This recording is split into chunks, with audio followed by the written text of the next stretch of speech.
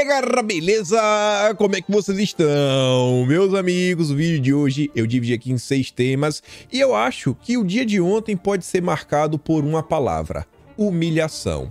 No primeiro momento, quero comentar com vocês sobre a CPMI dos atos do dia 8 e mostrar como os petistas raiz, aquelas páginas, aqueles blogs que sempre apoiaram o Lula, foram humilhados por um ministro do PT. E também quero trazer mais algumas informações, algumas coisinhas que saíram na imprensa, a rota, né, o foco de investigação segundo a Folha de São Paulo, né, como a CPI, né, deveria ser feita, na verdade a CPMI. Quero também comentar sobre a possível divisão de forças, segundo a imprensa, quantos parlamentares ligados ao governo podem estar compondo aí a comissão e mais algumas coisinhas.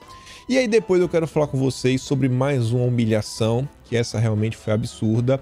O Lula humilhou todos os brasileiros em mais uma viagem internacional. Pasmem, o Lula não conseguia entender português. Uma jornalista fez uma pergunta em português 2 vezes e o Lula não entendeu, né? Só faltou ele chamar um intérprete para explicar para ele, né, como se ele não fosse brasileiro, como se ela estivesse falando alguma língua que ele não consegue compreender. E por que isso daí?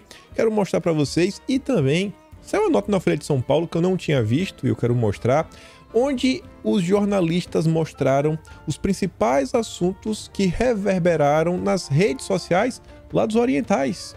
E mais uma vez fomos humilhados. Tá difícil a situação. Depois eu quero falar com vocês de alguns aspectos mais sérios dessa viagem internacional e, mais uma vez, fomos humilhados. O Lula coloca o Brasil naquela posição perante os americanos. Quem diz isso não sou eu, uma série de notas que eu quero mostrar para vocês e relembrar o evento dos últimos 5 dias, não mais do que isso, para vocês verem o que é que está acontecendo e quem está mandando nesse país. Espero que eu tenha de falar sobre o Haddad e algumas políticas catastróficas no âmbito da economia e também, se der tempo, falar sobre o sobrinho do Lula, né, o José Gomes, que está brilhando muito aí nessa nova parceria com a Chay. Se der tempo, também falaremos da carreta furacão. Mas vamos lá. Conforme falei para vocês, humilhação é a palavra que marcou o dia de ontem. Vejam só o Leonardo Atucci, o cara aí que comanda o Brasil 247, talvez o blog mais petista do Brasil. E ele compartilha um perfil que cresceu bastante durante a CPI da pandemia, tanto que @ camarote da CPI, que fala o seguinte: analisamos as imagens completas da CNN Brasil depois que a emissora subiu no YouTube 3 vídeos com imagens do GSI, saem fazendo todo um alarde, um malabarismo. E aí o Leonardo Atucci disse: armação da CNN comprovada, como se o depoimento do general Gonçalves Dias não provasse tudo aquilo que a CNN mostrou, né? Mas deixa a turma achando que é conspiração, deixa lá. Aí, além do Atucci, quem também veio nessa mesma tônica foi o próprio 247, aí repercutindo o Leonardo Boff, aquele líder religioso, né? Nem sei se dá para falar assim, mas amigo do picanheiro maior, né? O Lula. Leonardo Boff questiona se CNN Brasil manipulou vídeos das invasões bolsonaristas para nova tentativa de golpe. Tudo é golpe, tudo é golpe. Olha, o melhor, teólogo diz que nova tentativa de golpe faria parte da estratégia dos Estados Unidos para o Brasil. Cara, o Brasil tá de joelho já, para não falar outra posição. E quem colocou o Brasil assim foi o Lula. Hoje, o agente secreto do Biden no Brasil se chama Luiz Inácio Lula da Silva. O golpe já foi dado. Tá, o Dilma tá aí, irmão. Pelo amor de Deus, acorda. Que golpe, que golpe. Tá maluco? Lula e Biden é irmão. É um carne. Aí veio o DCM. A armação da CNN. Após divulgação das imagens sem cortes, emissora é detonada na web. Detonada por quem? É pela turma da esquerda, né, que levantou as narrativas malucas. E aí, gente, para rebater todo esse pessoal, nada melhor do que um ministro que mora dentro do palácio, basicamente, o Alexandre Padilha. Ele concedeu entrevista para a CNN e tá aí, ó. Vocês fizeram jornalismo. Diz Padilha à CNN sobre imagens exclusivas. Ministro de Relações Institucionais da Presidência da República afirmou também que caberá às instituições avaliarem a responsabilidade do ex-ministro Gonçalves Dias. Abre aspas para a fala do ministro. O que vocês, CNN, fizeram foi jornalismo. Receberam um conjunto de imagens de alguma forma e fizeram aquilo que o jornalismo tem que fazer: colocar a público. A mídia e o jornalismo têm a função de trazer isso a público, disse o ministro. Óbvio que ele vai falar isso agora, né, depois que as imagens vazaram. Mas você vê como o ministro petista, escolhido por Lula, né, uma das pessoas que mais tem contato com o nosso grande picanheiro que comanda o país quase todos os dias, ele desmente aqueles petistas que não têm compromisso nenhum, a não ser tentar passar pano e criar a imagem de um Lula que nunca existiu e nem nunca vai existir perante outros picanheiros, e todo mundo continua vivendo nessa mentira, para quem sabe eles continuarem, né, mordendo um pedacinho do poder. Mas vamos continuar. Por outro lado, o Capelli, que agora assumiu o GSI interinamente, deu entrevista para a turma da Globo, né, o Valor Econômico, para falar o seguinte: o Ministerino critica a CNN. Não é a primeira vez que Capelli faz críticas públicas à emissora. Há um mês, em sua conta do Twitter, ele publicou um texto com indiretas ao canal. Na ocasião, o comediante Pedro Cardoso falou aqueles absurdos que eu nem me atrevo a repetir. E aí o comediante Pedro Cardoso havia participado de um debate ao vivo na CNN e se posicionou contrário ao tom do noticiário da CNN. O então secretário executivo do Ministério da Justiça o elogiou e se igualou a um dos personagens interpretados pelo ator.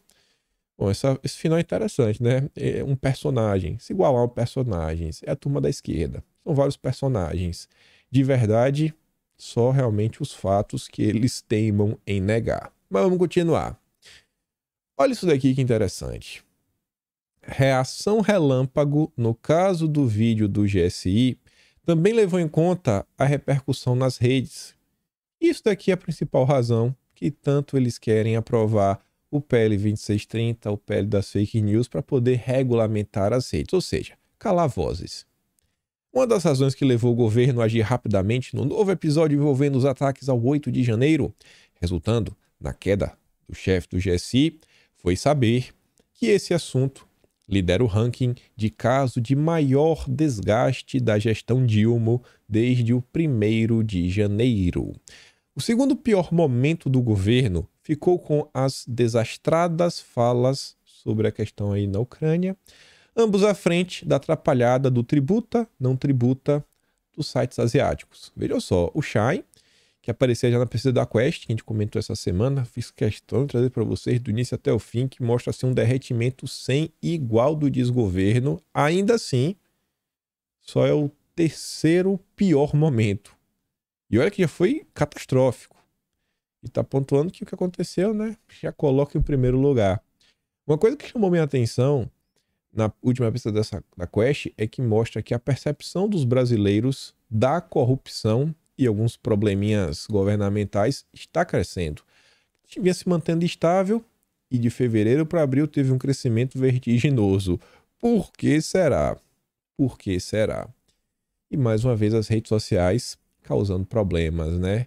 O Lula tem a Globo, tem o Estadão, tem a Folha, mas enquanto as pessoas continuarem tendo voz, a verdade vai continuar prevalecendo, ou pelo menos vai continuar repercutindo.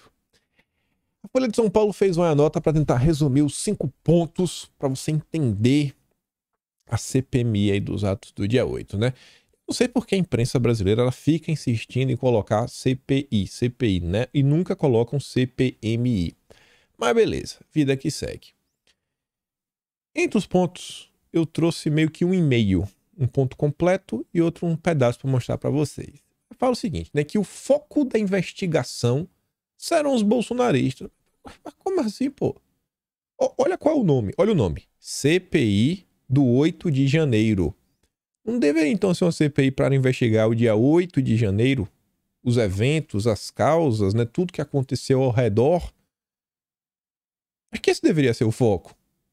Os eventos em torno do 8 de janeiro. A Folha de São Paulo, não. A Folha de São Paulo já bateu o martelo. Ó, serão os bolsonaristas. Uai, mas e as possíveis falhas dos agentes de segurança pública, omissões, né, negligências que possam ter ocorrido? Isso não entra no percurso? Tudo bem, né? É que é só o foco. Responsável pelos ataques, etc.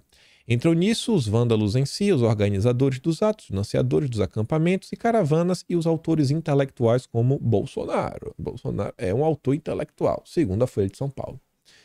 Pelas contas do Dilma, sua base de apoio terá direito a 21 das 32 cadeiras do colegiado, sendo 11 no Senado e 10 na Câmara dos Deputados. E aqui tem um ponto, que é o seguinte, gente. Quando fala que a base do Dilma vai ter 11 no Senado, 10 na Câmara, né, 21 de 32, aqui não está falando que isso está garantido que eles terão a maioria mesmo para valer, assim, de forma irrefutável, que todo momento eles vão conseguir vencer todos os requerimentos, etc, tudo mais. Aqui está falando o seguinte, que os partidos da base, que compõem a base, e que não necessariamente irão indicar pessoas, né, como podemos falar, simpáticas ao governo, serão direcionadas para esses cargos, né, essas posições. Mas o que vale prestar atenção aqui é o seguinte, 21 de 32. Então, a priori, daria para bater o martelo que, você pega ali, a metade é 16. O desgoverno, ele vai ter que investir pesado para garantir que o 21 não cai de 16. Vai ter que investir pesado para esse 21 não cair para 16. Porque se cair para 16, a coisa já começa a ficar meio complicada. Começa a abrir espaço para os verdadeiros requerimentos, as coisas importantes, começarem a ser pautadas e questionadas, né? E aí? E essa pessoa? O que fez? O que deixou de fazer? Então, vale a pena dar uma olhada. A turma está colocando, está batendo martelo, mas, obviamente, muito isso daqui também, isso aqui pode ser a total verdade? Pode. Eu tenho certeza total que, depender do Lula, eles vão trabalhar para todos os cargos serem de pessoas simpáticas ao governo. Mas, muitas vezes, essas matérias, num primeiro momento, servem para colocar aquela pressão. Vamos dominar, vamos fazer isso, vamos fazer aquilo outro. Aquela sensação de medo, de terror no ar, das pessoas ficarem, meu Deus, e agora? A pressão sempre vem a calhar. Mas espero que nossos deputados, nossos articuladores, trabalhem bem e não deixem isso acontecer. Aí lá para frente, isso aqui faz parte do item 2, a Folha de São Paulo fala o seguinte, tendo a base do Dilma, de fato, o controle, se eles realmente tiverem o controle, esses abaixo são os principais focos. Primeiro, identificar possíveis autores intelectuais dos ataques, e aí essa frente poderia chegar a Bolsonaro, tão louco para pegar Bolsonaro, né? A turma, meu Deus do céu, não esquece do velho. Investir no detalhamento das supostas omissões de agentes públicos. Será mesmo que vão? Durante o movimento de pessoas para o acampamento em frente ao QG do Exército e depois para a Praça dos Três Poderes. Espero que também olhem a turma do governo, né? Que, pelo que a gente viu na CNN, a turma do Lula não estava fazendo isso, né? Será que agora vai fazer? Eu acho que não. Mapear os financiadores dos atos e os responsáveis pela logística de acampamento e transporte. Identificar e individualizar a conduta de cada um dos envolvidos na depredação. Eu acho que a turma da oposição quer olhar algumas outras coisas, principalmente o enfoque na omissão das forças de segurança. Quem sabe também a participação da imprensa nesse processo, principalmente no pós. Tem algumas coisas muito estranhas, né? Aí, vamos lá. Aí lá pra frente, o último item eles colocam assim. Quais são as preocupações do governo? E aqui, obviamente, é o que eles não querem que de jeito nenhum aconteça, é que a imprensa vai trabalhar para não sair do papel. Primeiro ponto. Busca inicialmente ter o controle da comissão, com aliados, com o presidente relator, além da maioria de seus integrantes. A primeira batalha. O governo quer garantir isso a todo custo. Segundo, quer evitar que deputados e senadores concentrem forças e atenções na CPI. E deixem em segundo plano votações consideradas importantes pelo governo neste ano. E esse daqui também é um ponto. Se a turma quiser cair para dentro com tudo, obviamente vai gerar repercussão, vai gerar gritaria, e aí pode não ter clima para o Brasil discutir outros tipos de assuntos. Então o governo vai ter que ver muito bem quais são as prioridades. Tanto que falam como as novas regras fiscais, a reforma tributária, além de medidas provisórias na fila para votação antes que percam a validade. Aí o governo vai, fica de algazarra, fica de gritaria. Beleza, emplaca aí tuas narrativas com o apoio da Rede Globo. Enquanto isso, alguns outros setores da sociedade, a classe empresarial, começa a questionar. E aí, Dilma, vai ou não vai aprovar a reforma tributária? Vai ou não vai aprovar o marco fiscal? E aí, cadê o Brasil? Tá marchando pro buraco. Consegui barrar? Olha, a propagação de falsas teses sobre os atos golpistas. Que teses são essas, cara? Ninguém nem sabe o que está acontecendo. E nem sabe. A imprensa não quer que de jeito nenhum o Lula receba, né, alguma espécie de selinho que ele não fez o que ele deveria ter feito. Evitar que o desgaste com o funcionamento da CPI atrapalhe os planos do governo para consolidar uma base aliada sólida. Querendo ou não, o governo não está numa posição muito boa. Vamos esperar para ver. Não quero me animar muito, não quero, por mais que a Folha de São Paulo solte mais uma nota, espero, né? Vamos esperar, essa turma não brinque serviço. A outra nota fala o seguinte, ó, CPI do dia 8 não empolga a tropa de choque da CPI da pandemia. Aí diz que tanto Humberto Costa como Renan Calheiros, eles dão argumentos similares. No formato misto, com deputados e senadores, ela corre grande risco de se perder em embates produzidos para as redes bolsonaristas. Eles têm medo do que pode acontecer, a repercussão nas redes sociais. Ou seja, né, o PL 2630 é crucial para calar as vozes dissidentes que possam causar problemas. Talvez o Renan Calheiros lembre do Renan Sabia de Tudo, né? O Renan Calheiros foi top trend mundial, mais de 600 mil menções. Imaginem, 600 mil vezes que a hashtag foi postada. Vamos continuar. Além dos dois, outros membros da chamada tropa de choque dizem em caráter reservado que até o momento a CPI não parece tão promissora como a que eles organizaram em 2021. Como é que eu leio isso? Não vem se mostrando organizada o suficiente para que o governo, né, os governistas consigam ter realmente o controle da comissão. Porque se eles tivessem o controle, eles iam estar empolgados. Mas está empolgado demais. Humberto Costa compara a comissão com a CPMI que tratou das fake news e fala assim, ó, tenho minhas dúvidas se essa CPI vai conseguir ter relevância política. Estou achando ela com cara de CPMI das fake news, onde ele ouviu umas boas verdades, né, que ele não queria ouvir, mas tudo bem. Em que cada sessão era um embate, briga, confusão, o pessoal só querendo fazer encrenca. Estou achando que vai se caminhar mais para isso do que como foi a CPI da pandemia, que tinha debate e investigação séria. Ou seja, eles não vão ter o total controle da narrativa. Não sei se vão entregar a relatoria para alguém desqualificado. E aqui também vai de encontro ao que o Lindenberg Farias falou, que a imprensa falou, e por isso que eu até falo para vocês. Muitas dessas notas servem para colocar pressão. Porque se realmente tivesse certo que o governo ia ter maioria, que já tinha conquistado a presidência, a relatoria, etc. Tudo mais, você acha que o Humberto Costa ia estar levantando essa possibilidade? Falando, não, eu espero, né, que não entreguem, né? Eu não sei se vão entregar para alguém desqualificado, ou seja, que a oposição fique com a relatoria. Ainda estou analisando se vai valer a pena ou não. Não consegue ainda fechar um juízo de valores. Também não fecho. Trago aqui para vocês, não se animem tanto, vamos ficar observando, que realmente não achem que vai ser só um mar de flores, não. Essa CPI também vai causar problemas para todos os lados. Vai ser um Deus nos acuda. Continuando, eu não vou nem trazer a matéria, mas a manchete vocês já entendem. O Bernardo Melo Franco, ele cria uma longa nota absurda, onde acusa Bolsonaro de ter utilizado os seus 7 mandatos como deputado federal para defender a ditadura. Ele fala assim de forma aberta.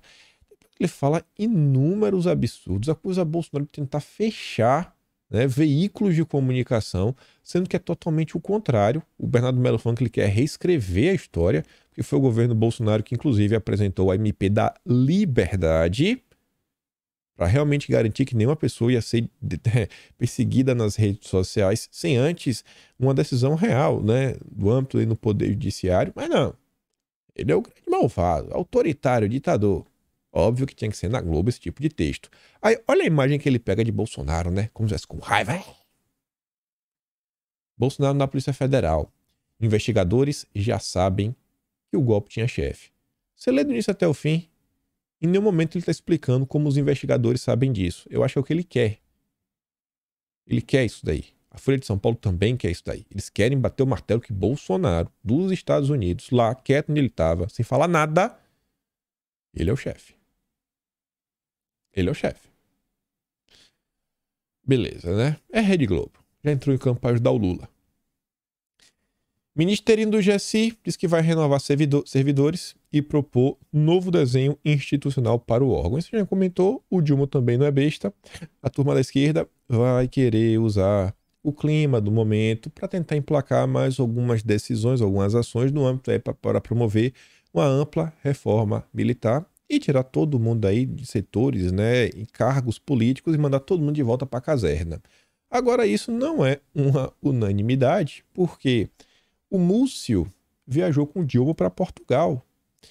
E você vê, ó, Múcio defende militar na chefia do GSI e expõe divergência no governo sobre mudanças no órgão. Foi o que ele falou. Indagado sobre o futuro da pasta, lá em Lisboa, onde acompanhava Lula, o Múcio respondeu que isso não cabe a mim, cabe a quem está lá em cima, no caso o Lula. Mas eu acho que não se devia mexer nisso agora. Começar a brigar com todo mundo em várias frentes ao mesmo tempo, normalmente não é uma boa estratégia. Mas eu quero que o PT crie problemas para si mesmo. E vamos lá.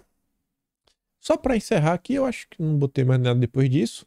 Além da CPMI dos atos do dia 8, também tem algumas CPIs que vão sair do papel, tô dando como certo, e que eu acho que é importante que a direita também não perca elas de foco. Duas são bem mais ideológicas, sei que posso falar assim, tem mais apelo. Uma é da MST, tudo indica que ela vai sair do papel, será instalada. A outra é das ONGs na Amazônia e também se fala da CPI das Americanas. E aí sobre as ONGs, olha que nota, que engraçada. Parlamentares que apoiam a abertura da CPI citam interesses dos Estados Unidos, da União Europeia e de George Soros na atuação das ONGs da Amazônia. O discurso antigo nunca foi comprovado. Nunca. Nunca. E todo o financiamento que eles dão, todo o apoio que eles dão, todos os cursos que eles promovem, as parcerias que eles fecham, mas não tem interesse. As falas do George Soros internacionalmente falando, proteger a Amazônia. Assim, o que é que tem que acontecer para o jornalismo brasileiro falar que os zongueiros possuem segundas intenções? Alegam que há grandes reservas de minérios justamente onde são demarcadas as terras indígenas. Não é que eles alegam, isso é um fato. E acusam empresas e governos estrangeiros de explorar as regiões sem controle do Estado brasileiro, já que atuam sob o manto de ONGs ambientais. Isso não acontece? Não teve a notícia recente aí para na UOL mostrando que um grupo comprou uma terra que não podia comprar? Grupo internacional. Ô, bicho, é brincar com a inteligência do brasileiro. Entra também na discussão a possibilidade dos próprios indígenas explorarem os territórios, como sempre defendeu o Bolsonaro. Olha só, né? Que crime deixar que os índios explorem suas próprias terras. Não podem. A terra é deles, mas eles não podem usar. A oposição diz que mais de 370 ONGs atuam só na região do Alto do Rio Negro. Mas beleza. Vida que segue. E, gente, falando mais uma vez humilhação, foi a tônica do dia de ontem. O Dilma foi realmente motivo de vexame internacional. Você vê aqui, ó, a Folha de São Paulo teve que comentar sobre isso. Soltou uma longa nota, relembrando em diversos momentos. Falas de Lula geram desgaste em política, economia e relações internacionais. Ah, Jesus, é de doer. E a Folha ainda fala assim, ó. O Lula, né, ele acumula nos 4 primeiros meses uma série de declarações polêmicas. E alguns casos de confronto. Não é discurso de ódio, não é autoritarismo, sabe? Não é revanchismo, não é perseguição, não é erro. É polêmica, é uma gafe. Por mais que a Folha destaque, ainda passa aquele pano de veludo que só eles sabem passar. Mas beleza. Uma dessas falas que viralizou muito, meu Deus, isso aqui me deixou muito revoltado ontem. O cara fingiu não entender uma pergunta em português. Se fosse um jornalista falando inglês, espanhol, italiano, francês, japonês, eu entendia. Mas e a cara de pau desse cara? A mulher falando em português em alto e bom som. E ele fingindo que não estou entendendo, não estou entendendo. Inclusive o deputado português, o André Ventura, um deputado de direita, postou o vídeo e falou o seguinte, ó, isto é o grau zero Portugal-Brasil. 2 presidentes a fingirem que não entendem a pergunta sobre a Ucrânia e a fugirem às suas responsabilidades. Nunca pensei ver isso no meu país. Somos motivo de chacota e humilhação, né? Mas vamos ouvir juntos. Eu confesso que eu não foi fácil de ouvir. Tem que ser baixo. Há uma semana afirmou. Eu recebi, mas já conheço há muito tempo. Há uma semana afirmou que os países da União Europeia, entre os quais está Portugal, estão a contribuir para a continuidade da guerra na Ucrânia. Eu pergunto se mantém essas palavras. Eu sinceramente não consigo entender. Sim.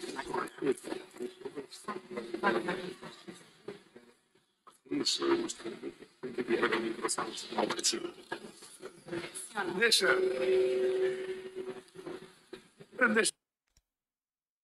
Foi bem claro. Irmão, semana passada você falou que Portugal, né, que faz parte da União Europeia, esses países estão contribuindo para o conflito. Você mantém isso ou não? Sempre assim. E aí? Concordo ou não? Eu não entendi. Aí o cara fala no ouvido dele e ele finge que também não entendeu. E tenta fugir pela tangente. E essas falas, pessoal, repercutem no mundo inteiro. Aí no português, né? Que fala. O português de Portugal fala português, nosso idioma. Vendo essa vergonha. Sabendo quem é esse cara. Pelo que ele já foi condenado, descondenado no passado. O Brasil virando motivo de chacota. Somos motivo de chacota. E antes de falar mais sobre a viagem, vocês verem, porque eu tô falando, cara, é inacreditável. Eu não tinha visto essa postagem. Ela saiu anteontem, dia 21. A visita do Dilma rende piadas. É isso que rendeu piadas entre internautas no Oriente e destaque na imprensa local. Cara, é motivo de piada. É o que está falando no Brasil e no mundo. Vamos piada. A visita do Dilma ao Oriente não ocupou as manchetes apenas dos jornais brasileiros. Também por lá, a passagem do presidente brasileiro mobilizou a imprensa e atraiu internautas das comunas. Apenas uma das várias trending topics da visitada na visita no Weibo, uma espécie de Twitter local, registrou 74,7 milhões de visualizações. Imagina, quase 80 milhões de views só no Oriente. E que piada foi essa? A Folha produziu várias reportagens sobre a viagem, mas destaca aqui os tópicos que mais chamaram a atenção dos comunas no ambiente virtual e como a imprensa de lá reportou a visita. Só quero trazer um. Curiosamente, um dos temas a viralizar com mais força foi a declaração do Dilma em entrevista a Wang Wan, que é um famoso jornalista local. O Dilma disse que, às vezes, ele acompanha os jogos de futebol daquele país que passam na TV brasileira. O campeonato, porém, não é transmitido por nenhum canal ou plataforma de streaming no Brasil desde 2020. O Dilma mentiu compulsivamente. E aí a fala dele virou piada, com muitos duvidando da veracidade ou zombando da qualidade dos jogadores comunas. O internauta brincou: eu sei que você se preocupa com a gente, mas realmente não há necessidade de se torturar assim. Estamos sendo motivo de chacota, gente. Motivo de piada. Esse é o Brasil, é a párea internacional. Além disso, uma vassalagem sem igual ao Partido Democrata. O vídeo está disponível no site do Poder 360, ele circulou até na internet. Você vê, Lula diz assistir futebol comuna, mas jogos não passam no Brasil. É mole uma coisa dessa? É muito cara de pau, bicho. É muito cara de pau. É um mentiroso compulsivo. Aí lá em Portugal também, mais uma vez, ele vai ser motivo de chacota e humilhação e vexame porque ele mente. E eu acho que o Lula esquece que no mundo atual você tem os prints, né? Você tem diversas coisas que podem comprovar que você falou determinada coisa. Aí, ontem ele fez um tweet de manhã falando o seguinte, ó, eu nunca igualei Rússia e Ucrânia. Nunca, né? Eu sei o que é invasão e o que é integridade territorial. Mas agora o conflito já começou e alguém precisa falar em paz. Obviamente esse tweet ele fez para pedir desculpas pro Biden. Ver se o Biden desculpa, né? A comunidade internacional, os europeus. Inclusive hoje o Dilma tirou dia de folga. Não pode sair na rua, vai ficar trancado no hotel com medo de ser vaiado em Portugal, porque além dos portugueses tem os brasileiros que moram lá. É um covarde, é um fujão, tá trancado debaixo da cama, só deve estar entrando na janja no quarto para ele ter certeza que ninguém vai vaiá-lo. Aí só para mostrar que a nota da Folha de São Paulo, dia 16, o Dilma volta a dizer em Abu Dhabi que Ucrânia e Rússia são responsáveis pelo conflito. O presidente afirma que a decisão pelo conflito foi tomada por 2 países e defende a criação de grupo para a paz. Então parece que você igualou, né? Falou que ambos são culpados, ambos são responsáveis. Mas não importa. Ele fala o que ele quer e ele sempre vai ter os petistas, vai ter o Felipe Neto, vai ter o Miriam Leitão, vai ter a Vera Magalhães, Reinaldo Azevedo e toda a turma do consórcio para passar pano. E aí veja, que agora as coisas começam a ficar mais interessantes.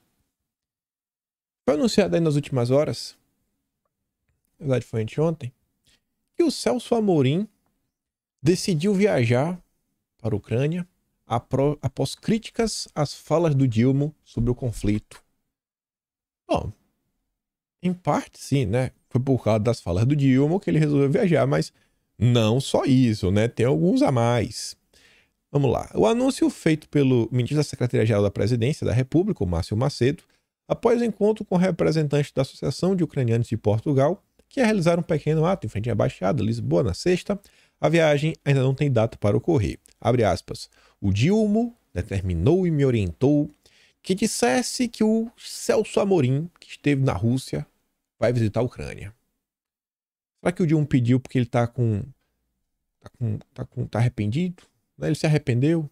Será que ele se arrependeu ou foi o Biden que mandou? Vamos relembrar algumas notícias bem recentes? 18 de abril, 1h da manhã. O governo dos Estados Unidos quer que o Brasil dê explicações, né, do alinhamento com a Rússia sobre a invasão. Isso aqui aconteceu na esteira da participação, da visita do Lavrov ao Brasil. Um parágrafo. Na avaliação dos americanos, ao insistir em adotar a postura condescendente em relação à Rússia, o governo petista inviabiliza o que tem pregado para a comunidade internacional, que o Brasil pode ser um interlocutor para acordo de paz. Os recentes movimentos do Dilma avaliam não são de um país que se apresenta como imparcial para atuar como negociador. Se de fato estivesse disposto a negociar com as duas nações, o governo brasileiro deveria, por exemplo, convidar o chanceler ucraniano para vir a Brasília, como foi feito com Lavrov. Eu trouxe a notícia em vídeo. Ao ler esse parágrafo, eu comentei: isso daqui é os Estados Unidos, é o Biden dando o caminho. Ó, Lula, você quer se desculpar de verdade? Se aproxima da Ucrânia. Mostra que você está usando a minha coleira que eu lhe dei. E dá patinha, Lula. Ainda dia 18, Lula muda o tom e condena a invasão após cobrança dos Estados Unidos e da Europa. A gente comentou em vídeo, tanto essa quanto a nota da Veja que dizia, ó, Lula diz que condena a violação territorial da Ucrânia. Lula leu um discurso. Não leu, Lula fala de improviso. Ele leu, né, como manda o figurino, bonitinho, para não desagradar o Biden. Ô Biden, me perdoa, sou um vassalo. Dia 19 de abril, Casa Branca procura governo Dilma para discutir a questão ucraniana. E com quem eles falaram? Jake Sullivan telefonou no dia 18 para o Celso Amorim. Quem é que está indo na Ucrânia? O Celso Amorim. Quem mandou foi os Estados Unidos. Mandou, vá. Quem manda essa porcaria sou eu. Lembra, viu, Dilma? Lembra nesse processo democrático, quando tinha lá Bolsonaro, foi a gente que garantiu a democracia. Estávamos do seu lado. O Dilma mandou. O Dilma manda em nada. É um turista. Só faz viajar. Segundo a nota divulgada pelo governo americano, Sullivan e Amorim discutiram uma série de questões bilaterais globais, incluindo a questão na Ucrânia, né? A cooperação contínua para combater as mudanças climáticas e proteger o meio ambiente, o G20 e nossos esforços compartilhados para salvaguardar as instituições democráticas, né? Então, se o Dilma quer apoio da democracia, continua, né? Dá patinha, balança o rabinho, né? Dá um giro agora, fim de morto. Dia 21 e dia 20. Essa matéria aqui foi de ontem, desculpa, anteontem e ontem. Na verdade, ambas foram publicadas anteontem, mas não tinha visto. Olha como tá o clima das coisas, né? Essas movimentações do Dilma e essas falas mais duras dele, essas falas mais duras, estão sendo atribuídas à influência do Celso Amorim. Que, querendo ou não, ainda é um petista mais raiz. Sabe, aquele cara do Foro de São Paulo, que queria se alinhar ao Oriente e não se alinhar ao Biden. Enquanto o Mauro Vieira está sentado no colo, ele nem trabalha, ele só recebe, ele deve receber de manhã um WhatsApp falando, ó, faz isso, faz aquilo, quem tá mandando. E aí a turminha já começou a queimar o Celso Amorim. O Celso Amorim interfere cada vez mais no Itamaraty de Mauro Vieira. Como a atuação de Celso Amorim junto ao Dilma é vista no Itamaraty. Não que tá demais, que tá atropelando tudo, ó, o caos é o Celso Amorim. E aí pro Celso Amorim se desculpar, mandaram ele pra Ucrânia. Ô, rapaz... Tô comovido com o Dilma. E aí eu quero comentar mais com vocês sobre isso. O Brasil 247, não esse texto, mas o anterior a esse, né, o penúltimo, que esse aqui saiu agora de manhã, 4h55 da manhã. O texto anterior, eu esqueci da manchete agora, do Coríbico, foi repercutido pelo Brasil 247. Eles traduziram para o português, comentaram lá, etc, tudo mais. Já falei para vocês várias vezes, o Coríbico é aquele cara que faz uma cobertura dos movimentos aí dos países do BRICS, né? Tem essa visão mais ligada no mundo multipolar, etc, tudo mais, e tá sempre aí comentando sobre o Dilma. E é um autor que a esquerda brasileira, aquela esquerda mais antiga, acaba por ler. E é importante para a gente entender o que está acontecendo. E quando eu falo para vocês, não acredita, né, a todo momento, o que a Globo diz, que o Lula se aliou aos russos, balela. Eles só estão se aproveitando dos deslizes do Molusco, que quer ficar bem na fita com todo mundo, para dar uma rasteira e tirar cada vez mais o poder dele. Aí, a matéria que o Coríbico lançou agora é o seguinte, ó, Lula acaba de desacreditar a política externa brasileira ao impor condições para visitar a Rússia. O Dilma está se achando o último biscoito no pacote, está botando regra agora. Eu só vou se o Putin fizer isso. E não é paparicar a janja não, viu? A transição sistemática global para a multipolaridade viu dezenas de países abandonarem o paradigma centrado no Ocidente das relações internacionais, famoso por impor condições unilaterais a outros e pela influência que o pensamento de soma zero exerce sobre a formulação de políticas. Resumindo, ele falou o seguinte, ó, em busca desse mundo multipolar, onde o eixo de poder ele vai estar repartido. Não é a ONU que manda, não é que a OMS que manda, não é que a União Europeia e os Estados Unidos mandam e todo mundo obedece, não vai ser mais assim. Tem que ter voz, outros setores. Isso é a teoria. Se na prática isso vai acontecer, também sou outro que né? Para os comunas, outro país e outro falar, ó, pô, agora o lado de lá meio que o mais fraco, eu quero mandar agora. Agora eu mando, vocês também obedecem. A teoria é uma coisa, a prática é outra. Mas enfim, ele tá falando o seguinte... Uma galera cansou disso daí o tempo todo só ter que cumprir ordem que vem já pronta, falando, vocês não podem, né? Porque os zongueiros falou que a Amazônia é nossa, os zongueiros falaram que os índios não podem para sua terra. A turma cansou disso daí. Porque esse tipo de atuação, esse tipo de ação ocorre em vários países. Aí ele continua. O Brasil se considera formalmente como um daqueles estados que está focado na construção de uma ordem mundial mais equitativa, particularmente em coordenação conjunta com seus parceiros do BRICS. Mas o Dilma apenas desacreditou durante sua viagem a Portugal. Enquanto estava lá, a RT, que é uma mídia ligada ao governo russo, informou que impôs condições à sua visita à Rússia, que foram estendidas a ele pelo Putin por meio do ministro das Relações Exteriores, o Lavrov, durante a recente visita deste último no Brasil. Dilma botou, só vou se o Putin fizer isso, aquilo, outro. Aí continua. Ele provavelmente pensou que isso ia fazer ele equilibrado, neutro, né? Pragmático. Não, olha só, tô aqui, aquilo, outro, né? Eu não sou amigo de ninguém, estou pela paz. Mas, embora essa abordagem provavelmente vai render um tapinha nas costas, né, dos seus parceiros ocidentais, do Biden, ele desacredita completamente a política externa de seu país nos olhos da Rússia e do resto da comunidade multipolar.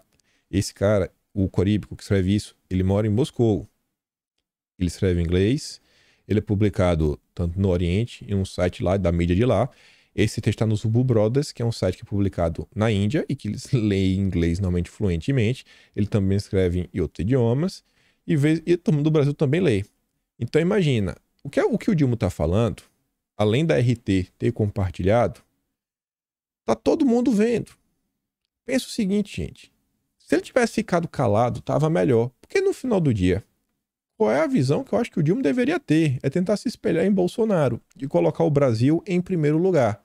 Garantir que o Brasil vai continuar mantendo as relações comerciais sem problemas, garante fertilizante, garante os insumos, garante as commodities que forem necessárias, sabe?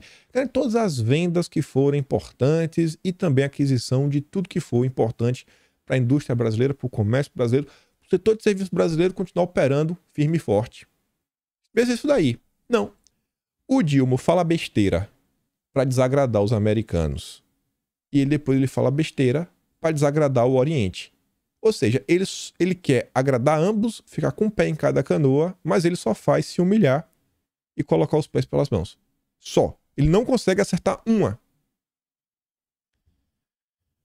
O que Dilma acabou de fazer mostra como sua visão de mundo está estritamente alinhada com os liberais governistas dos Estados Unidos, né, os democratas globalistas, com que ele supostamente propôs lançar uma rede de influência global durante sua viagem a Washington em fevereiro, segundo o relatório recente do Político, citando figuras do Congresso que compareceram àquela reunião. Você pega, inclusive, o que o Jake Sullivan falou com o Celso Amorim, né? Vamos trabalhar juntos pelo fortalecimento das instituições democráticas. Em vez de inventar um pretexto publicamente plausível de recusar educadamente o convite do Putin de participar do Fórum Econômico Internacional de São Petersburgo em meados de junho, o Dilma está fazendo exigências. E esse é o ponto. Ele podia só falar, não sei o que, não, o Brasil, nesse primeiro ano eu tenho que aprovar as reformas, eu acho que vai ser muito difícil nesse primeiro momento eu ir, tenho que estar no Brasil, muita coisa depende de mim para ser, sabe, para passar, para tramitar. Não. Ele quer sair de bonzão, bonitão, para agradar o Biden. E aí o Biden não dá nada, o Sus não dá nada, e ele fica feio com todo mundo. É só humilhação atrás de humilhação. Ele está essencialmente dizendo que a expansão abrangente das relações econômicas do Brasil com a Rússia depende da Rússia se comprometer com os objetivos dela, né, de todos os planos que ela tem, em detrimento do Dilma. Essa postura contradiz tudo que a comunidade multipolar defende, colocando o Brasil do lado político do Ocidente. Aí imagina, a turma está continuando, está trabalhando, estão falando de BRICS Plus, trazer mais países, fortalecer o comércio entre eles, etc, tudo mais, melhores condições de pagamento. Aí a turma olha, ó, o Brasil tá lá, velho. Esquece o Brasil. No dia que conseguirem um novo posto que possa fornecer os insumos que forem importantes, as commodities, vai na bunda no Brasil. É o que o Dilma está trazendo na nossa política internacional. Isso aqui não tem... Se fosse párea internacional, tava bom. Aqui é um anão diplomático. Sobre eles, a grande estratégia do Dilma é basicamente equilibrar entre seus principais parceiros, os comunas e os americanos, ainda que desajeitadamente, ele propõe para os comunas desdolarizar, que só está no gogó, não vai desdolarizar a economia, e para os americanos, agenda woke. É exatamente, a gente só perde. A gente negocia com todos os lados e a gente perde para todos. Meu Deus. Entorpecido pelo fracasso, viciado na derrota. As relações com a Rússia são consideradas indispensáveis, uma vez que sua importância nesse paradigma empalidece face aos dois, sendo majoritariamente, né, relegada para a esfera de cooperação em commodities. Você está mais preocupada com os comunas e com os Estados Unidos. Ainda que Brasil e Rússia têm interesses comuns em acelerar a multipolaridade financeira, especialmente por meio do projeto da nova moeda reserva do BRICS, O Lula claramente deixou prevalecer sua preferência ideológica pelo Ocidente ao impor condições, que acabou de fazer participar do evento. Não há absolutamente nenhuma chance de que a Rússia vá comprometer seus objetivos para fazer o que o Lula quer. Zero chances. Embora isso aqui, os propagandistas de seu lado possam tentar distorcer isso, lembrando a todos que ele também não vai para a Ucrânia, que é o que o Brasil 247, o DCM, o PCO, os petistas vão fazer na internet, tentar falar que nada, não sei o quê, minimizar a situação. A menos que ela e a Rússia façam progresso em relação à paz, etc. e tudo mais, pode-se dizer, portanto, que o Dilma não está apenas mantendo os laços bilaterais com a Rússia como reféns de sua demanda unilateral, mas está diminuindo o ritmo em que seus objetivos compartilhados de multipolaridade financeira se desenrolam. O que é tão contundente sobre esse insight é que todo observador objetivo agora sabe que não se pode confiar no Brasil durante o terceiro mandato de Lula. O mundo, os outros países, a comunidade internacional que se informa, né, pela Reuters, RT, e tudo mais, que eles veem isso daí e falam, pô, o cara não cumpre nada, o cara é um traidor, o cara é um falastrão, é um bravateiro, não dá para confiar nele. O Brasil virou piada. Já que está formulando a política externa sobre a influência de paradigmas ultrapassados, centrados no Ocidente devido ao seu alinhamento ideológico com os democratas dos Estados Unidos. Nenhum membro da comunidade da multipolaridade pode dar como certo seus laços com aquele país, nem mesmo os comunas, pois sempre há chance dos Estados Unidos pressioná-lo a replicar essa política hostil contra eles também. Tá? Aquele país é o Brasil. Ninguém pode confiar no Brasil, porque você vai lá, você dá uma chance no Brasil, e aí o Biden pressiona o Lula, e o Lula vai lá, fala, rompe, cancela acordo, trai. Quem manda, olha só, quem manda no Brasil é o Biden. É a mensagem que está sendo passada para o mundo. Não é por um conservador, é para a turma da esquerda. Caso ecloda um conflito, né? Taiwan, aí eu falo, espera-se que o Dilma também reduza unilateralmente os laços com os comunas para ficar equilibrado, neutro, pragmático. Aqui eu não estou falando juízo de valor para falar o que é certo e o que é errado. É só para mostrar para vocês que a comunidade internacional, metade do planeta no Oriente, já olha para o Brasil e fala, cara, esquece, jogo perdido. Tá entregue ali as moscas. Nem gasta mais energia. Considerando isso, sua retórica de paz pode ser vista como nada mais do que uma cobertura para acionamento político com os Estados Unidos contra a Rússia no conflito geoestrategicamente mais significativo desde, né, o que aconteceu na década de 40. E realmente isso aqui eu tendo a concordar. Acho que desde a década de 40 nunca vimos aí, o mundo viu um conflito, né, militar que vai gerar tanta repercussão no planeta. O que vai acontecer depois vai ter alguma mudança grande e drástica, como já está acontecendo. É apenas uma tática para enganar os pensadores da mídia alternativa, né, que é como se fossem os petistas, a mídia petista, os blogs, e facilitar as operações de gaslight de seus propagandistas com o objetivo de manipular as percepções populares sobre a verdade de sua política externa. Que foi o que eu falei na viagem. Eu falei, gente, desdolarizar a economia, para de acreditar na Globo. O Lula falou isso daí só para agradar a base dele que está sofrendo. A base está vendo aí todas aquelas pautas caras para a esquerda serem jogadas no lixo. Então o Dilma tinha que dar alguma frase enérgica para mostrar que ele não usa a coleira do Biden. Aí você vê, vamos voltar para Portugal. O que eu quis falar sobre aquilo tudo, isso tudo. Olha a percepção, olha o que Lula defendeu em Portugal. Ele literalmente está falando o seguinte, cara, eu vou dar meu mandato para a ONU. Deixa a ONU mandar no Brasil. Para quê? Para que presidente? Podemos ter um governo global mandando em todo mundo. Você acha que eu estou exagerando?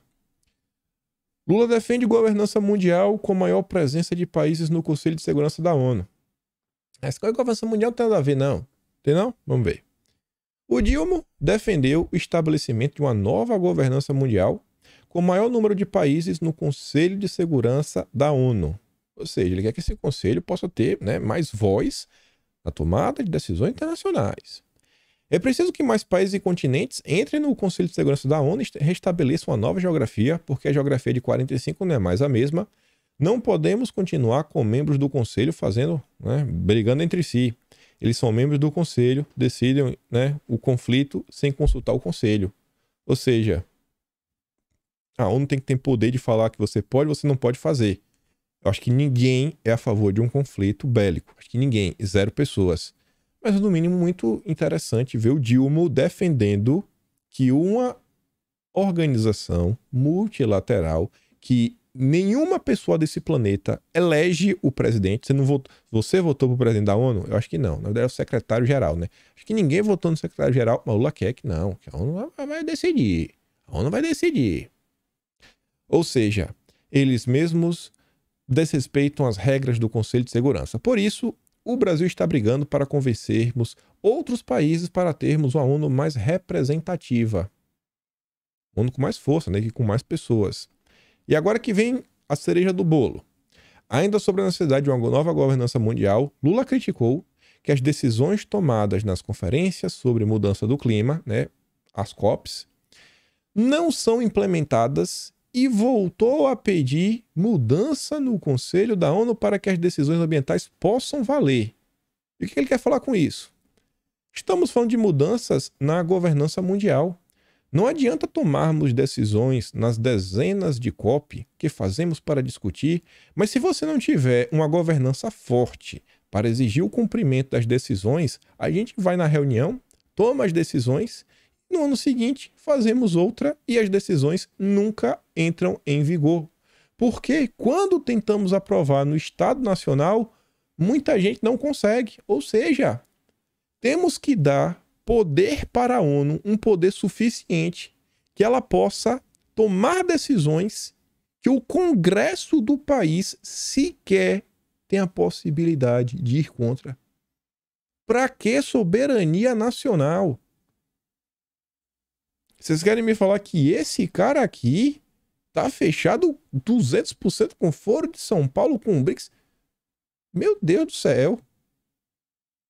Acabou o Brasil, né? Não, a ONU que tem que mandar e tem todo mundo obedecer. Pronto. A ONU que comanda agora o planeta. A ONU falou, tem que fazer. Como assim? Não, o Congresso deu. A gente discutiu na ONU, a gente aprovou, mas chegou lá no Congresso e o Congresso achou que era ruim.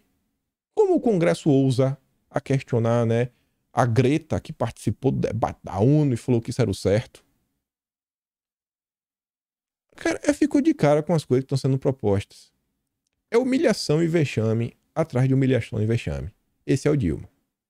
Aí quando você para e olha a agenda econômica do país, você vê como tá sensacional, né? Que vai dar certo. Fundo que financia seguro-desemprego precisa de 5,1 bilhões para não entrar no vermelho. Vai tirar de onde esse dinheiro? Não sei. E pior, técnicos do Ministério acendem alerta no rombo no FAT, enquanto o governo prevê novos programas de até 4,6 bilhões ao ano. A turma tá buscando 5 bilhões. Enquanto a turma não sabe onde vai achar 5 bilhões, o Dilma já tá pensando em gastar mais 4,6 bilhões. Meu Deus do céu.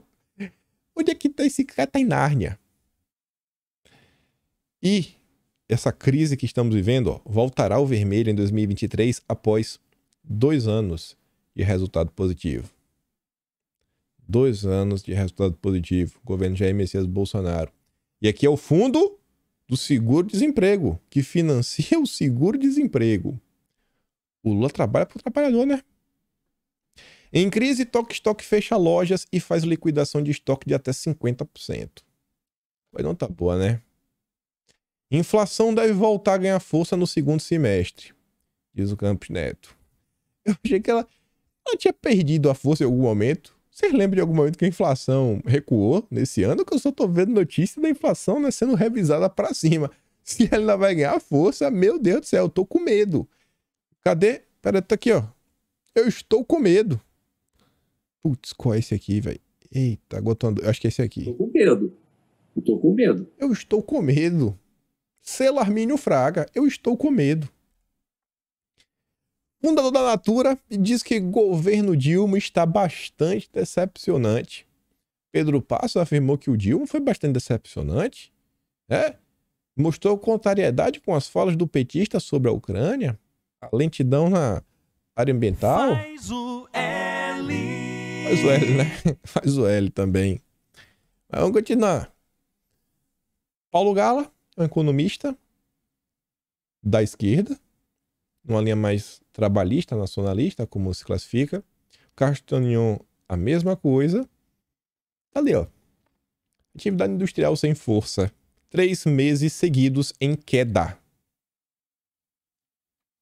Perda acumulada de 0,6, né? Vai dar certo. Vai dar muito certo, né? O governo não vai dar certo demais. E olha que bacana aquele gráfico, gente. O ápice foi outubro. Olha, ó. Vocês estão vendo aqui, ó. Outubro. Ó. Olha o que aconteceu depois de outubro. Depois de outubro. O que foi que aconteceu no Brasil depois de outubro que fez, né, a atividade industrial cair tanto? Foi quando o Dilma se consagrou, né? Próximo presidente do Brasil. Aí você vê.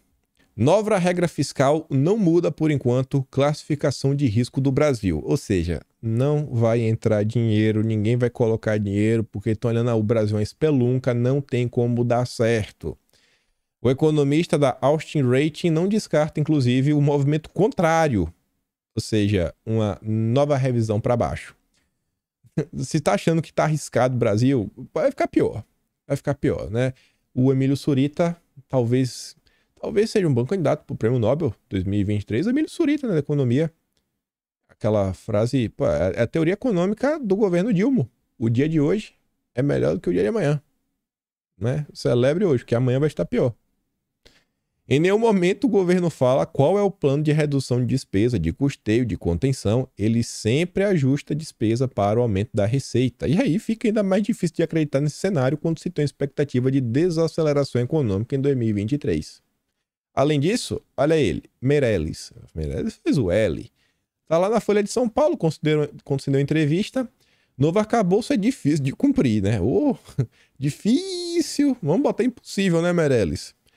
Fazendo as contas com o que tem hoje, não chega lá onde dizem. É necessário um aumento de receita de 150 bilhões de reais. Essa complementação com receita é necessária. Ela é possível? Vamos ver, né? Eu trouxe uma pergunta. O jornalista perguntou para o Meirelles o seguinte. Meirelles, o senhor considera difícil? Bom, as normas clássicas de ajuste fiscal no Brasil e internacionais, né? Tá sendo até humilde, para não chamar de burro, né? O Haddad. Dizem que o governo faz ajuste pela despesa. Né? Toda a literatura mundial diz que você faz um ajuste fiscal pela despesa, sem depender de receita. Porque despesa, o governo controla. O governo pode controlar quanto ele vai gastar. A receita não. A receita depende do crescimento econômico e de uma série de outros fatores imprevisíveis. Então, como você não tem como prever, você, sabe, você segura. É igual o orçamento da casa, né? Você vai arrochando. Para não chamar o Haddad de burro, o Meirelles foi bem polido, né? É só a literatura do mundo inteiro que tá falando que o Haddad tá errado. Haddad começou a falar em algumas medidas, como o fim das compras de pessoas físicas pela internet, abaixo de $50. A medida foi... Aí ficou no cancela, não cancela, e teve até reação na popularidade do presidente. Agora está falando em redução de benefícios fiscais. Bom, tá bom. Em tese, é melhor reduzir o benefício fiscal do que aumentar impostos.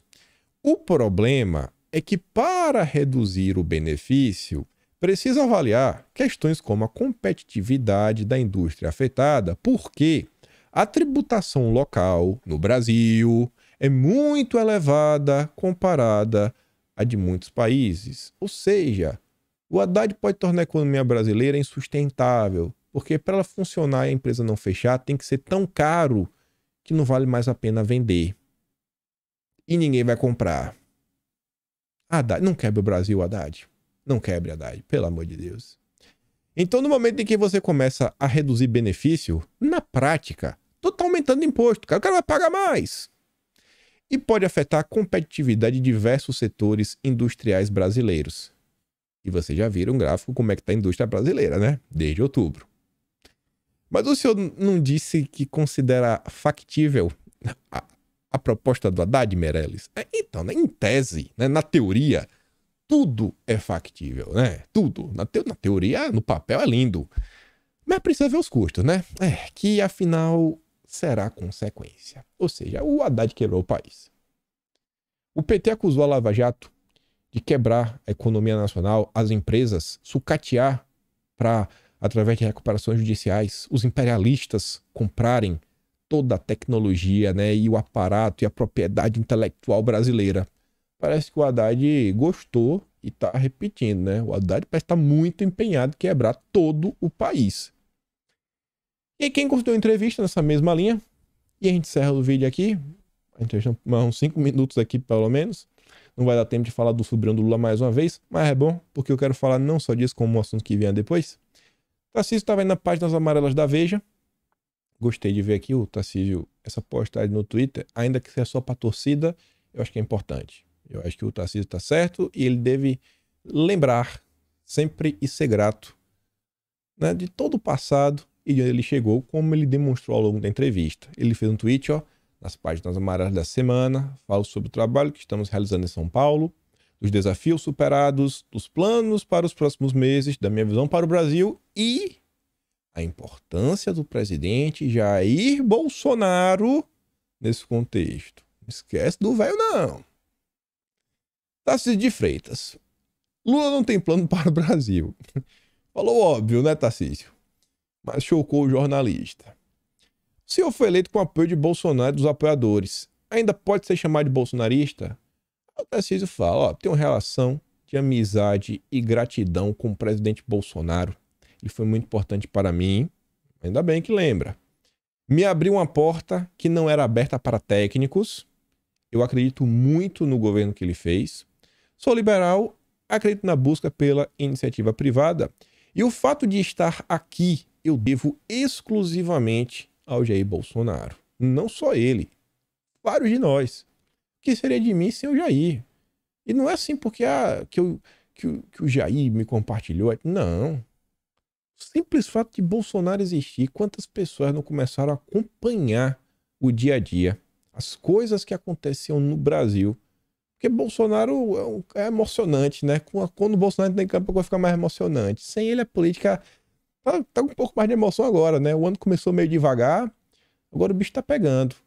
Esse fator Bolsonaro, né? Incentivar as pessoas, sabe? Causar essa vontade de acompanhar. Isso é algo que eu literalmente, eu queria saber como quantificar isso. Não acho que é só a questão assim, mas o mundo vem se politizando, as redes sociais, etc. Gente, eu vejo aqui na Austrália o debate político e o interesse das pessoas não é 10% como é no Brasil. Eu sei que a maioria dos brasileiros ainda não tá nem aí, porque acontece, etc, e tudo mais. Mas é totalmente diferente, gente. O que existe no Brasil é um movimento totalmente diferente. Similar, só nos Estados Unidos. E eu não sei se é igual. Então assim, pode me falar o que for. Para mim, para além do governo Bolsonaro, o legado do capitão. Rapaz, é a simpatia dele, etc. Você pode achar que isso é besteira, na minha visão não é. Depois o jornalista nos contentou com a resposta do Tarcísio e perguntou, mas tu ainda se considera um bolsonarista? Sim, claro. Tô de olho no Tarcísio.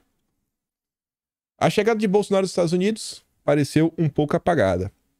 Como será o papel dele na oposição? Todos os presidentes que saíram do poder tiveram um período de reflexão e silêncio por um certo tempo. Mas a figura de Bolsonaro é muito forte. Vejo isso quando vou ao interior e estou na rua. Sempre aparece um para mandar um abraço para o capitão. Ele é um grande líder da direita brasileira, vai continuar a ser relevante e também decisivo. Tenho certeza que ele terá papel muito importante na política nos próximos anos. Eu também tenho total certeza, total convicção. Como acha que o centro e a direita poderão enfrentar o Dilma ou seu candidato em 26? Bom, observe que estamos diante de uma grande oportunidade, uma nova divisão de cadeias global de produção, mas o governo não conseguiu mostrar como vai buscar o desenvolvimento, como vai buscar a redução da desigualdade, o crescimento econômico, a redução da inflação. Estamos com a janela de oportunidade, uma avenida, e não estamos sabendo aproveitar. E se não der o resultado, o governo vai chegar fragilizado em 26. Então, obviamente, a gente espera para ver o que vai acontecer. E se o governo não der resposta, o outro campo se fortalece. E eu acho que isso já vai acontecer em 2024, nas eleições do ano que vem. Por fim, se o ex-presidente se tornar inelegível e pedir para o senhor ser candidato a presidente em 2026, aceitaria, como fez para o governo de São Paulo no ano passado? E o Tarcísio respondeu: eu confio no judiciário e confio no final das contas, ele pode e deve concluir pela inocência dele. E eu acho que esse é o desejo de todo mundo. E eu acho que o Tarcísio está sendo bem político aqui, né? De dar uma chance, né? Dar a sua esperança, depositar a sua esperança. Eu já falei para vocês diversas vezes, eu não acho que o Tarcísio ele vai acertar em todas. Não acho que ele vai fazer tudo o que a direita quer, etc, tudo mais. Mas entre mortos e feridos, eu acho que o Tarcísio vai fazer um governo muito bacana, muitas entregas. E espero que seja um cara bem bacana mesmo. Fui honrado pela população e tenho planos importantes para o Estado. Estou focado na gestão, muita coisa vai se consolidar no longo prazo. Não acho que o Tarcísio é um cara muito deslumbrado. Acho que o Tarcísio ele é bem safo nisso daí. Não acho que ele vai querer arriscar. Vou pra cima, eu quero ser presidente a todo custo. Não, ele sabe que se for passar a hora dele vai chegar. E tem que focar em São Paulo, óbvio. Se tiver um convite aí, a direita, o clamar, Bolsonaro pedir, eu não acho que ele ia se furtar disso. Mas não acho que o Tarcísio é aquele cara que já está tramando nesse momento. Eita, vou acontecer aqui para em 2026 eu vir candidato. Eu acho que não é o perfil do Tarcísio fazer isso daí. Que tal os primeiros meses de gestão do Dilma? Bom, o Dilma e seus aliados não tinham um plano para o Brasil, não mostraram ainda que vieram. Vimos só a reedição de programas antigos e outros que foram repaginados. Só que o cenário hoje é totalmente diferente. O que a gente quer ver não foi mostrado, né? Como o governo vai capturar as oportunidades que estão sendo geradas lá fora. Como o Brasil pode emergir como um grande destino de investimentos em novas tecnologias. Como a gente vai mostrar para o mundo o nosso compromisso com a solvência, o nosso compromisso fiscal, que mostre a linha da redução da despesa. Como? Porque o marco, né, fiscal do Haddad, o calabouço fiscal, mostra o contrário. Se você não reduzir despesa, lá na frente vai ter que aumentar tributo, vai ter que aumentar imposto, e o Haddad já está fazendo isso. Isso não está claro para ninguém e vejo grande insegurança nos investidores. Esse é o Brasil da picanha. Tá difícil, mas o Brasil de bem vai vencer ao final. Vou mandar o vídeo do Dilma passando vergonha, né? Nos humilhando em Portugal lá no Telegram. O link tá aqui na descrição. Como eu sempre digo, é o meu trabalho, passar no meu canal, tem um Tony Valeu, tem um Patreon na descrição. Compartilha esse vídeo, compartilha. Se não assinou ainda, quiser assinar, Atlas Brasileiro, kimpaim.com/BR. E espero poder estar aqui amanhã e também vocês. Aquele grande beijo, abraço, tamo juntos. Valeu, meus amigos. Fui!